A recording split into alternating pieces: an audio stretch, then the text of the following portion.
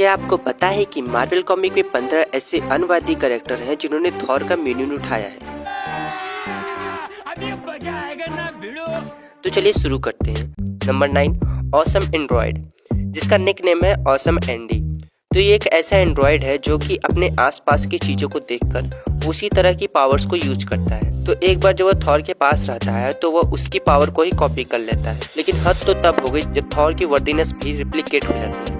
Number 8, hydra captain America. तो secret empire के arc में अपना कैप्टन जब इविल बन जाता है और हाइड्रा के लिए काम करने लगता है, ये सब इसलिए होता है क्योंकि कॉस्मिक क्यूब पूरी तरीके से हिस्ट्री को फिर से लिख रही होती है और इस रियलिटी में कैप्टन इविल होता है, लेकिन कॉस्मिक क्यूब की वजह से म्यूनियन की भी वर्दीनेस और इंचेंटमेंट बदल जाती है और इसलिए कैप्टन अमेरिका म्यूनियन को भी उठा पाता है।